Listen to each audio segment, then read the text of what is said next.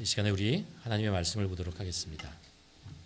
하나님의 말씀 우리가 데살로니가 전서입니다.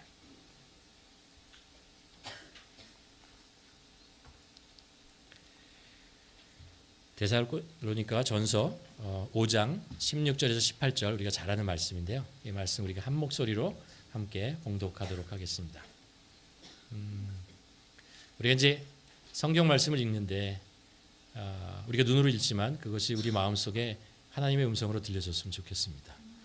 그리고 이것이 2000년 전에 그 당시에 있는 교회를 향한 말씀이지만 또 현대 우리들에게 전달되어지는 그런 성령님의 말씀이라는 것을 우리가 기억하며 함께 이 말씀을 한 목소리로 봉독하도록 하겠습니다. 16절입니다. 항상 기뻐하라. 쉬지 말고 기도하라. 범사에 감사하라. 이것이 그리스도 예수 안에서 너희를 향하는 하나님의 뜻이니라. 아멘. 이것이 그리스도 안에서 우리를 향한 하나님의 뜻임을 믿습니다. 우리가 10월 달에 들어와서 감사에 대한 말씀을 여러분과 함께 나누고 있습니다. 여러분의 삶 속에 감사가 어떤 것이 있습니까? 이런 질문을 우리가 하게 되잖아요. 우리가 셀 모임에서 이제 이런 말씀을 우리가 나누게 될 텐데, 그렇죠. 우리가 기독교라고 하는 거 있잖아요. 우리가 예수 그리스도를 통해서 우리가 은혜를 받는 것. 그러니까 우리의 신앙이라는 것이 시작점에 무엇이 있었냐 하면 감사라는 것이 있었습니다. 하나님께서 외아들 예수 그리스도를 이 땅에 보내시고 죄인인 우리들을 구원하시기 위해서 십자가에 죽으시고 부활하셨습니다. 그래서 우리를 구원해 주셨죠. 우리를 자녀 삼으셨고 우리들의 영생이라는 선물을 주셨습니다. 우리가 이 세상에 살아갈 때 이제 우리의 육체에 조금씩 썩어가고 죽어갈 그 생명으로 사는 것이 아니고 하나님의 영원한 생명이 우리 안에 오셔서 우리가 그 생명을 가지고 살아가는 그런 하나님의 자녀가 되었다라는 것입니다. 그러니까 우리가 신앙생활을 시작하면서 이 십자가의 은혜와 사랑 이것을 우리가 늘 감사하며 시작했던 신앙이죠.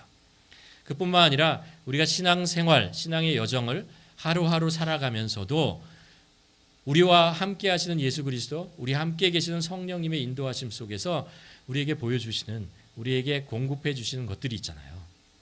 우리가 그것을 알기 때문에 그래서 그것에 대해서 감사를 합니다. 이 감사는 매일매일 우리 삶 속에 임하는 것이죠. 우리의 신앙이라고 하는 것은 그래서 감사의 크기와 비례한다고 할 수 있습니다. 우리가 살면서 얼마나 하나님이 우리에게 베풀어 주신 것에 대한 감사하며 감사할 줄 아느냐라는 것이 우리의 신앙이 점점 하나님께 가까이 가고 있다는 것을 확인할 수 있는 그런 척도가 되는 것이죠. 그래서 만일 우리가 살면서 감사에 대한 고백이 점점 줄어든다면 그것은 어쩌면 우리가 영적으로 우리의 신앙이 점점 어두워지고 있는 것은 아닌가 한번 점검해 볼 필요가 있습니다. 왜냐하면 우리가 감사할 수 있는 것은 우리가 하나님께 가까이 가기 때문에 하나님께서 우리 삶 속에 가까이 오고 계신다는 것을 우리가 경험하기 때문에 우리가 고백할 수 있는 것이기 때문에 그렇습니다.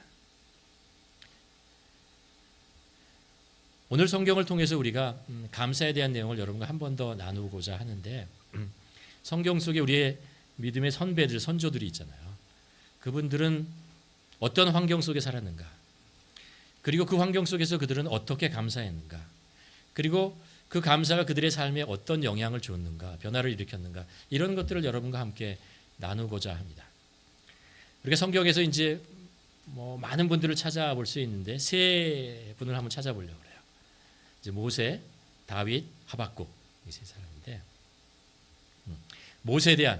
모세의 감사는 가만 성경을 읽어보면 사랑이라는 것과 연결되어 있다는 것을 알 수 있습니다. 여러분 성경에 가만 보면 여러 가지 이제 하나님을 향한 찬송시, 감사의 시라는 것이 나오잖아요. 그 중에서 하나님을 향해서 가장 먼저 성경에 나오는 찬송시를 쓴 사람이 누군지 아십니까? 그렇죠. 이 얘기를 좀 늦게 했어야 되는데 순서를 좀 바꿨어야 되는데 그렇죠. 모세예요.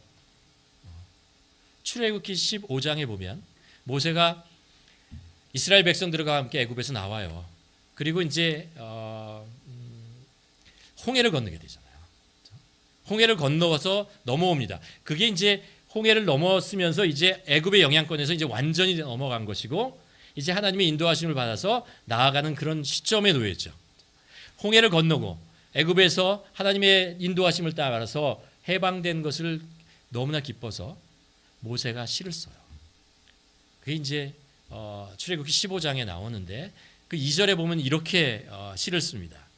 여호와는 나의 힘이요 노래시며 나의 구원이시로다.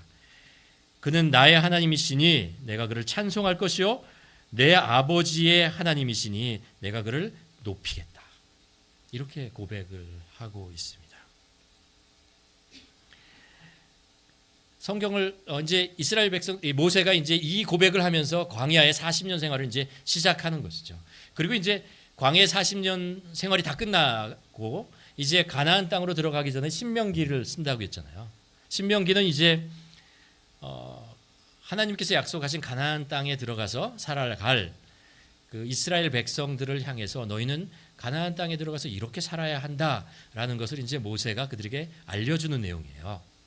근데 거기에 가장 핵심이 되는 구절을 하나 찾으라 하면 신명기 5장입니다. 신명기 6장입니다. 거기 보면 4절 5절에서 이런 말씀을 하고 있는데 우리가 한 목소리로 이 말씀을 봉독해 보도록 하겠습니다. 신명기 6장 4절 5절입니다. 시작. 이스라엘아 들으라.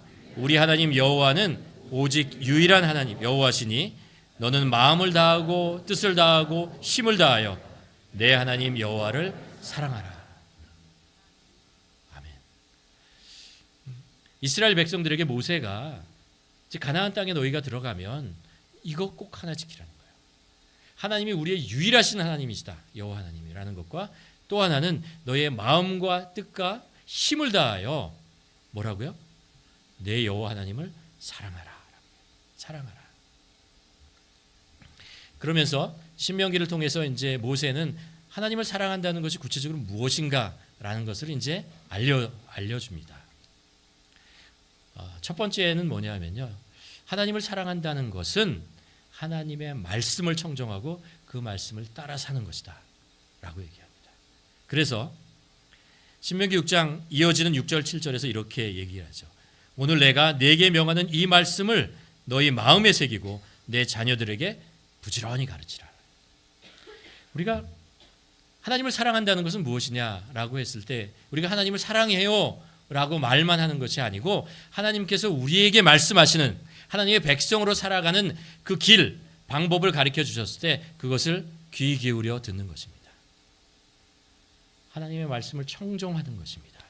그리고 그 말씀대로 살아가는 것입니다. 하루하루 하나님의 말씀을 기억하고 그 말씀대로 살아가는 것이죠. 그것이 바로 하나님을 사랑한다는 거예요. 우리가 매일매일 말씀 묵상하자고 2024년에 그랬잖아요. 그래서 계속 매일매일 말씀을 보고 있습니다. 우리가 말씀을 이렇게 읽으면서 있잖아요. 우리 마음속에 가지고 있는 것이 뭐냐면 이 속에서 나에게 전달되어진 하나님의 음성을 듣고 싶습니다. 오늘 내가 살아갈 수 있는 하나님께서 우리에게 길이 되는 말씀을 내가 이곳에서 꼭 찾아보고 싶습니다. 하나님 분명히 나에게 말씀하실 것입니다. 이런 기대를 가지고 하잖아요. 그렇게 우리가 말씀을 보고 하루하루 하나님의 말씀을 따라 살아가는 거죠. 때로 하나님은 우리를 위로하기도 하시고 때로 하나님은 우리들에게 나아갈 길을 보여주시기도 하고 때로 하나님은 우리들을 질책하기도 하십니다. 그러나 이 모든 것이 하나님을 내가 오늘 살아가게 하는 바로 등불이 된다는 것을 우리가 알기에 그 말씀을 청정하는 것이죠. 이게 뭐라고요? 하나님을 사랑한다는 거예요. 성경에서 얘기하는 하나님을 사랑한다는 것입니다. 그래서 예수님께서도 말씀하시죠. 너희가 나를 사랑하면 내 계명을 지킬지라. 하나님을 사랑한다면 예수 그리스도께서 우리에게 말씀하신 것을 지키는 것이고 우리가 하나님을 사랑한다면 하나님의 말씀을 우리가 삶 속에서 실천하는 것입니다. 때때로 우리가 그 말씀대로 살지 못할지라도 부족해서 모자랄지라도 아쉬움이 있어도 괜찮아요. 그것이 우리 삶의 길잡이가 되는 것이고 우리 삶에 나아가야 돼 하루하루 살아가야 되는 하나님이 우리를 이끄시는 그 손길이라는 것을 기억하고 하루하루 따라가는 거죠. 그것이 바로 하나님을 사랑하는 것이다 라는 것입니다.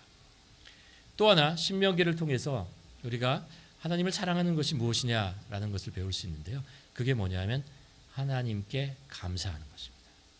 하나님께 감사하는 거예요.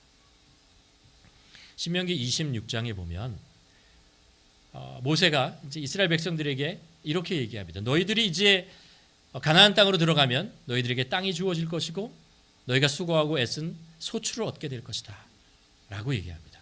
그러면서 뭐라고 얘기하냐면 내 하나님 여호와께서 내게 주신 땅에서 그 토지의 모든 소산의 만물, 이게 이제 첫 소출이라는 얘기예요.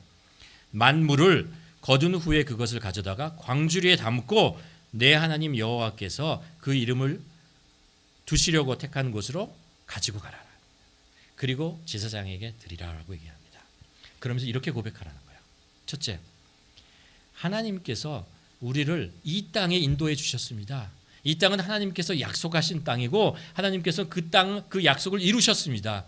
그래서 우리로 하여금 이 땅에서 수고하고 애씀으로 소출을 얻게 하여 주셨습니다. 이거 감사하라는 것이고요. 두 번째는 하나님께서 애쓰고 우리에게 이 땅을 주시고 수고하고 애쓴 이 소출의 결과를 이것은 하나님께서 주신 것입니다. 감사합니다. 이렇게 고백하라는 거예요.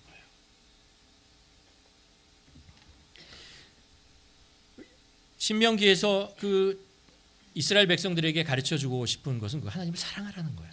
그리고 그 사랑하라는 의미가 뭐라고요? 하나님의 말씀을 청종하는 것이고 하나님께서 우리 삶 속에 주신 것을 감사하며 사는 것, 그것이 바로 하나님께 하나님을 사랑하는 것이다 라고 얘기하고 있는 것입니다. 여러분, 하나님께서 우리를 먼저 사랑하셨어요. 그래서 우리들에게 필요한 것들을 공급해 주신 거예요. 하나님의 사랑을 아는 자가 하나님께 사랑한다고 고백할 수 있는 것이죠. 여러분, 우리가 하나님을 사랑한다고 어떻게 표현하겠어요? 우리가 어떻게 하나님께 사랑을, 그 크신 하나님께 하나님께서 우리에게 베풀어 주신 그 사랑에 비해서 우리의 사랑이 얼마나, 하나님을 향한 사랑이 얼마나 적어요. 그렇죠? 보잘것없어요. 그러나 하나님께서는 우리가 하나님을 사랑한다는 것을 표현할 수 있는, 나타낼 수 있는 방법을 우리가 가르쳐 주는 거죠. 하나님의 말씀을 청종하고 하나님께서 우리에게 베풀어 주신 것을 놓치지 않고 하나님께 감사를 표현하는 거예요. 그리고 하나님께서 더 구체적으로 말씀하십니다. 이 감사의 표현을 또 이렇게 하라라고 말씀하시는데요. 26장 12절에 가면 이렇게 얘기를 해요. 셋째에 곧 11조를 드리는 해에 내 모든 소산의 11조를 내기를 마친 후에 그것을 레위인과 객과 고아와 과부에게 주어 내 성읍 안에서 먹고 배부르게 하라는 거예요. 무슨 얘기냐면 그 소출을 가지고 이건 내 거라고 얘기하지 않고 하나님이 주신 것이다 라는 것을 믿는다면 주위에 어려운 사람들, 소외된 사람들, 가난한 사람들, 그런 사람들과 나누라는 거예요. 나누고 사는 것이다. 그게 그렇죠. 예수님께서 말씀하셨잖아요. 하나님을 사랑하는 것은 이웃을 사랑하는 것입니다. 이웃 중에서 특별히 힘들고 어렵게 사는 사람들을 돌보고 그분들을 위해서 무엇인가 조그만 것으로도 베푸는 것, 그것이 하나님을 사랑하는 것이라고 얘기해요. 나그네 된 자, 고아된 자, 배고픈 자, 병든 자, 슬픔 얻은 자, 이런 자들을 좀 돌보는 것, 그것이 바로 하나님을 사랑한다는 거예요. 왜요? 하나님이 그들을 사랑하기 때문에 그래요. 그 사람들을 사랑하기 때문에 하나님 대신에 그것을 사랑하는 것, 그것이 바로 하나님의 사랑하는 것이다 라는 것입니다. 여러분, 그렇잖아요. 우리가 내 것을 가지고 누구를 도와준다 그러면 아까워서 잘 안 돼요. 이거 내 건데 라고 생각이 강하게 들어가면 이걸 가지고 뭘 하려면 잘 안 돼요. 그리고 이런 생각이 들잖아요. 조금만 더 여유가 되면, 그러면 그걸 가지고 좀 베풀게요. 그리고 조금 더 되면은 그걸 가지고 베풀, 이런 생각을 하게 되는데, 사실 여러분, 우리가 이 화려하고 좋은 것이 많은 이 세상 속에서 우리의 수입이 늘어나면 지출도 늘어나요. 지출이 늘어나면 빚도 늘어나요. 그게 우리들의 현실이잖아요. 그러니까 우리들이 작으면 작은 대로 하는 거죠. 우리의 수입이 1,000불이면 5불 하는 거죠. 그걸 가지고 어려운 사람을 도와주라는 거죠.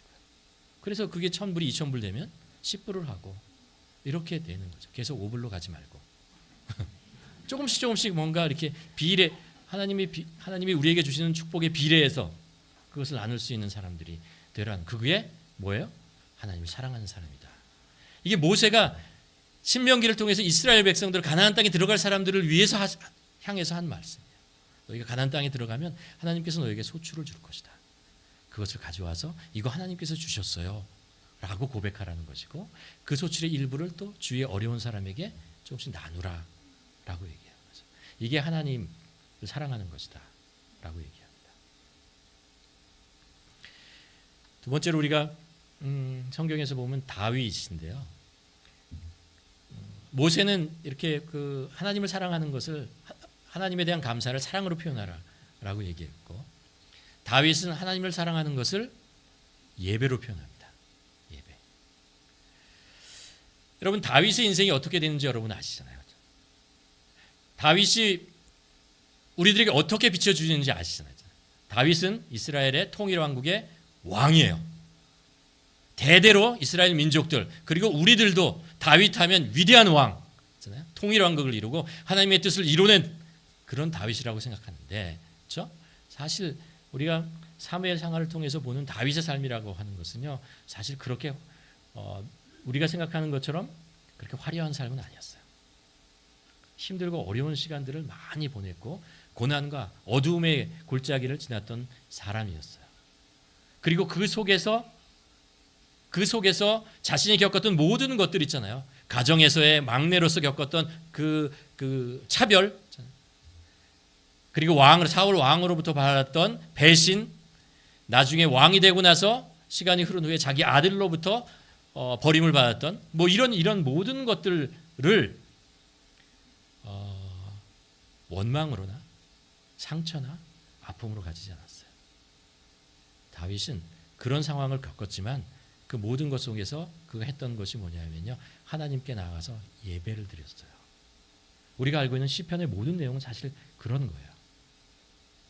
그가 삶 속에서 겪었던 모든 원수들과 아니면 배반하는 사람들과 이런 사람들 속에서 겪었던 것들을 그는 하나님께 가져갔어요. 예배라고 하는 것은 그런 의미를 가지고 있어요.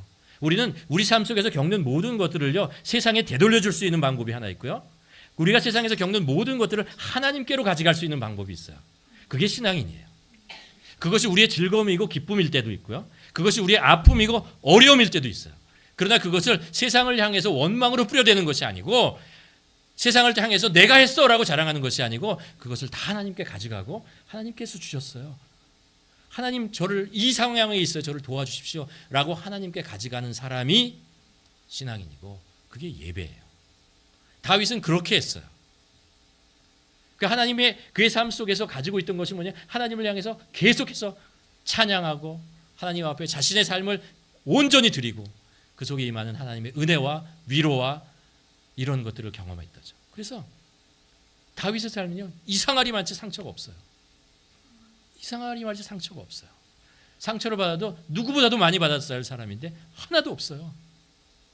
나중에 그렇잖아요. 그 다윗이 자기 아들에 의해서 쫓겨날 때 있잖아요. 와, 그 처참한 말년에 정말 그 처참한 상황 속에서 자기를 배반하는 사람들이 나오고 욕하는 사람들이 나와요. 그렇잖아요. 자기가 왕일 때는 한마디도 못하다가 이제 쫓겨나는 모습을 보니까 나타나가지고 다윗에게 돌을 던지고 욕을 하고 이러는 사람들이 나와요. 비난하는 사람들이 나와요.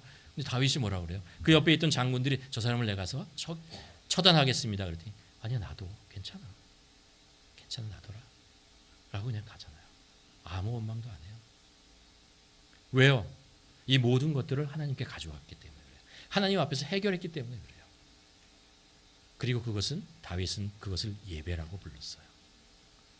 다윗의 감사의 표현은 예배였던 것이죠. 그래서 보면 시편 100편에 보면요, 이렇게 얘기하죠.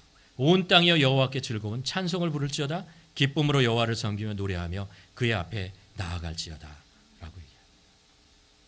모든 승리의 순간에, 모든 기쁨의 순간에 그는 그것을 제일 먼저 하나님께 가져갔어요. 나에게 이 기쁨과 이 승리를 주신 분은 하나님이십니다 라고 고백했어요. 그래서 사무엘하 22장에 보면 이렇게 얘기하죠. 여호와께서 다윗을 모든 원수의 손과 사울의 손에서 구원하신 그날에 다윗이 이 노래의 말씀으로 여호와께 아뢰다. 그 얘기가 이거예요. 이르되 여호와는 나의 반석이시요 나의 요새시요 나를 위하여 나를 건지시는 자리다. 그 기쁨의 순간에 하나님께 나와서 하나님이 나를 지켜주시고 이 원수의 손에서 이 적들의 손에서 나를 구원해 주셨습니다 라고 나가는 거죠. 여러분 우리도 그렇습니다. 여러분 기쁨의 순간에 어디로 가십니까? 하나님께 가십시오. 하나님께 그것을 올려드리십시오. 그럴 때 우리의 기쁨이 훨씬 더 커집니다. 우리의 감사가 훨씬 더 커집니다. 우리의 신앙이 훨씬 더 단단해지는 것이죠. 또 다윗을 보면요, 그 놀라운 기쁨과 이런 순간뿐만 아니라 일상의 소소한 사건 속에서 그것에 작은 거지만 그 속에서 하나님을 발견하면 그는 예배를 드렸어요. 찬양을 했어요. 가만 시편 23편 우리가 잘 아는 시편이지만 이 내용을 가만 보면 여호와는 나의 목자신이라고 하잖아요. 다윗은 자기 스스로를 양이라고 생각했던 거죠. 그렇죠? 사실 생각해 보세요. 그 지방에 있던 모든 양들은 목자가 있었어요. 목자의 인도하심을 받고 다 그랬어요. 그렇잖아요? 그런데 그는 다르게 고백했어요. 여호와는 나의 목자신이 뭐라고요? 내게 부족함이 없었다는 거예요. 이 부족함이 없었다는 것을 목자가 나에게 무엇을 해줬길래 부족함이 없어 라고 보면 그 다음에 나오는 것을 보면 알 수 있어요. 뭐냐 하면 매일매일 나에게 먹을 것을 줬다는 거예요. 매일매일 나에게 입을 것을 줬고 매일매일 나에게 물을 주었다는 거예요. 매일매일 평범하게 이루어지는 그것이 나의 목자시고 그분이 나에게 주셨기 때문에 나는 부족함이 없다고 생각하는 거예요. 또 보면요, 목이 마르고 지치고 힘들었을 때 가다가 작은 그늘을 찾았을 때 있잖아요. 조그만 그늘 안에 쉴 수 있을 때, 목이 마르고 막 그럴 때 작은 연못을 만났을 때 그것으로 목을 채울 수 있었을 때, 갈증을 채울 수 있을 때 그것을 가지고 감사했다는 거예요. 주님이 나를 쉴만한 물가로 인도한다 라고 고백했어요. 그뿐만 아니라 원수를 만나서 어려운 상황 속에 있을 때, 음침한 사망의 골짜기를 가고 있을 때 있잖아요. 가고 있을 때 아직 내가 그곳을 가고 있는데 그곳을 가고 있을 때 주님이 나와 함께 하신다는 것만을 확신할 수 있으면 나는 그냥 괜찮다는 거예요. 내가 비록 아직 음침한 골짜기를 가고 있지만 이 상황을 내가 벗어나지 못했지만 하나님이 나와 함께 하신다는 그것을 나는 믿을 수 있었고 확신할 수 있을 때 그것만 가지고도 하나님께 감사합니다. 우리 삶 속에 여러분 작은 것들 있잖아요. 그거 그냥 놓칠 것이 아니고 그거 하나님께서 해주신 것이면 우리가 하나님께 감사하고 하나님께 예배를 드리고 하나님을 찬양할 수 있어야 됩니다. 그래야 우리 안에 그 기쁨이 배가 돼요. 이거 당연하다고 생각하면요, 기쁠 일이 별로 없어져요. 당연하다고 생각하는 이유는 어디에 있냐면요, 비교하기 때문에 당연한 거야. 다른 사람들을 다 가지고 있는 거야 라고 생각하기 때문에 그래요. 그것을 감사할 수 있는 이유는 뭐냐면 다른 사람 나보다 더 큰 거 가졌는데 라고 생각하기 때문에 감사가 안 오는 거예요. 그러나 이것이 하나님으로부터 왔다라는 것을 깨닫게 됐을 때 그 모든 비교와 이런 것들은 소용이 없어요. 중요한 것이 아니에요. 하나님께서 나에게 주셨다. 이 말씀을 하면서 제가 이런 생각을 한번 해봤습니다.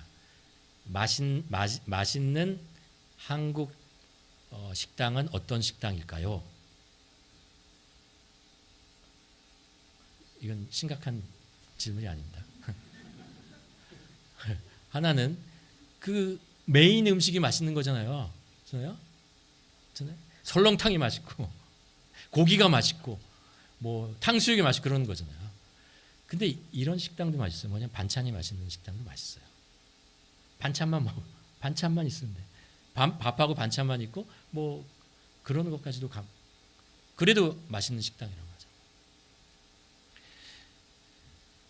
그 세계 10대 살기 좋은 도시 이렇게 정하는 거 많이 있잖아요. 캘거리가 이렇게 몇 군데 들어가는데 캘거리에 사는 사람은 약간 의심해요. 저 진짜일까? 진짜야? 뭐 이런 생각을 하게 되는데 거기 보면 이런 내용이다. 편의시설이 얼마나 잘 돼 있나? 치화는 얼마나 잘 돼 있나? 교육 시설은 얼마나 잘 있나? 뭐 경제 구조나 뭐 이런 것들은 뭐 어떤가? 이런 이야기를 쓰는데 사실은 그런 거 사실은 좋은 도시는 어떠냐면요. 공기 좋고 물 좋고 햇빛 좋은 거예요.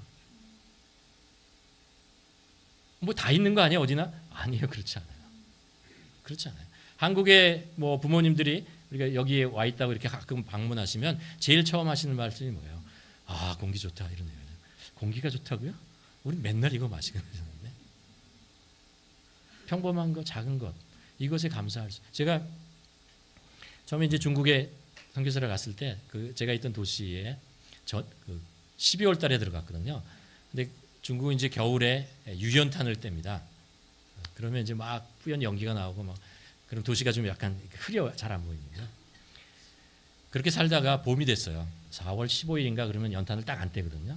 그러면 이제 그 연기가 이제 가시게 돼요. 어느 날 봤더니요. 산 앞쪽에 산이 있는 거예요. 한 번도 본 적, 겨울 내내 한 번도 본 적 없는 산이 똥 나오는 거 보니까 와 이런 곳이었어? 여러분 별거 아닌 것 같지만 우리가 캘거리에 사는 것으로 캐나다에 사는 것으로 뭐 그런 것으로 하나님께 감사할 거 많아요. 사실 한국에 살면서도 감사할 거 많아요. 그렇잖아요. 그것을 감사할 수 있는 것이죠. 다윗은 그랬어요. 이 찬송시 속에 담겨져 있는 많은 내용들은요. 엄청난 사건 후에 지은 것도 있지만 평범한 사건 속에서 계속해서 하나님을 찬양하는 다윗이었다는 것을 알 수 있습니다. 마지막으로 한 분 더 살펴보면 그렇죠. 선지자 하박국이에요. 하박국서를 읽어보면 그렇게 길지 않은 책이지만 3장 18절이 하박국의 핵심이라는 걸 알 수 있어요. 3장 18절을 저와 함께 여러분 함께 봉독해 보도록 하겠습니다. 시작. 나는 여호와로 말미암아 즐거워하며 나의 구원의 하나님으로 말미암아 기뻐하리라. 우리가 이 핵심 구절을 읽으면은 무슨 생각을 하냐면은 하박국은 정말 좋은 시대에 살았구나라고 생각하지만 좋은 환경 속에 있나보다라고 생각하지만 아니었어요. 이스라엘 역사에서 가장 암울한 시대에 살았던 사람이에요. 북이스라엘은 망하고 남유다만 남았는데 거기서도 정치적으로, 문화적으로, 사회적으로, 도덕적으로, 종교적으로, 신앙 모든 것들이 정말 피폐해져 있던데요. 하박국이 그것 때문에 정말 너무나 괴로웠고 선지자잖아요.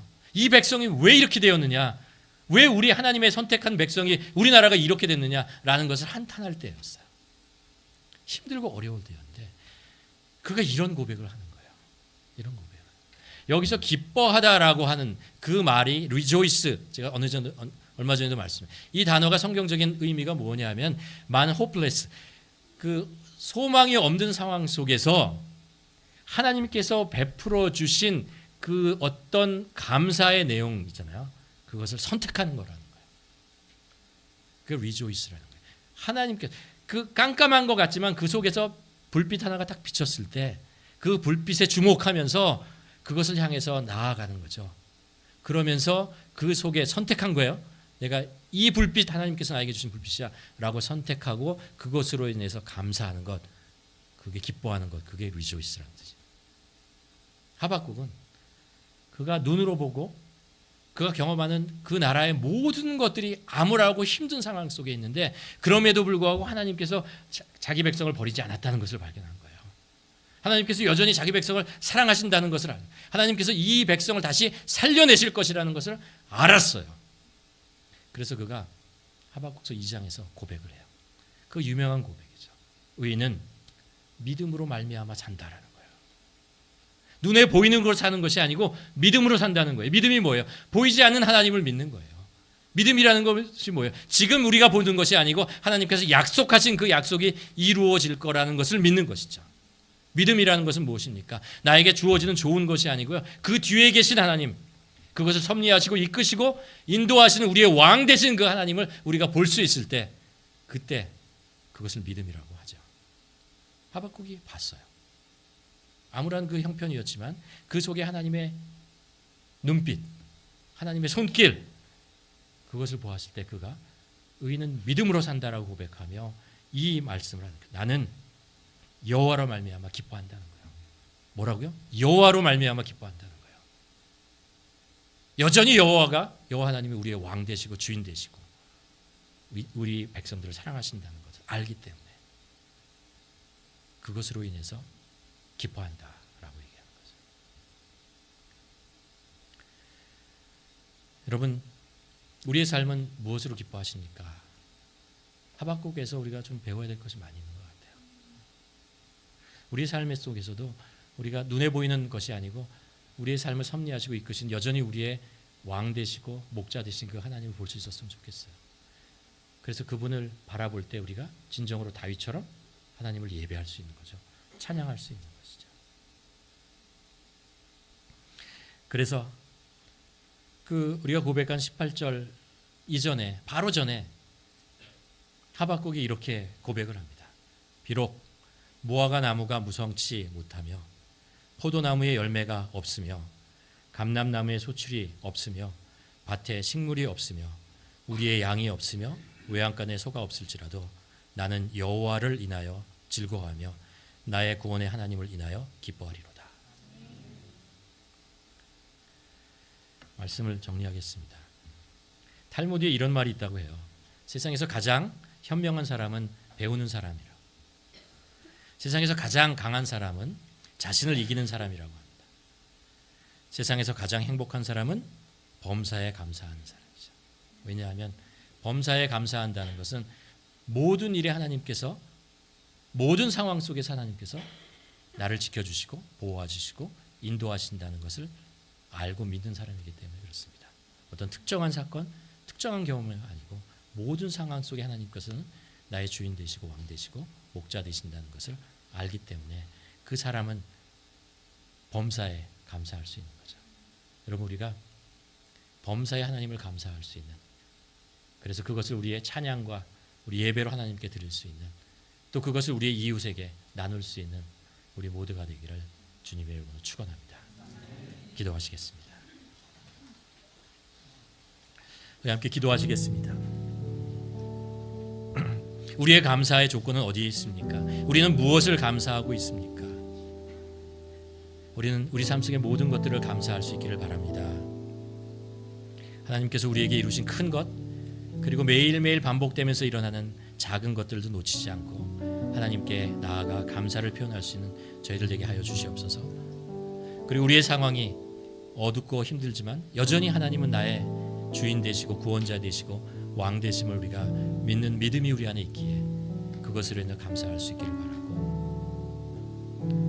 그래서 우리가 주님 앞에 늘 예배자로 나아가는, 기쁨으로 나아가는 저희들 되게 하여 주시옵소서. 범사에 하나님을 감사하는 저희 되게 하여 주시옵소서. 함께 기도하시겠습니다.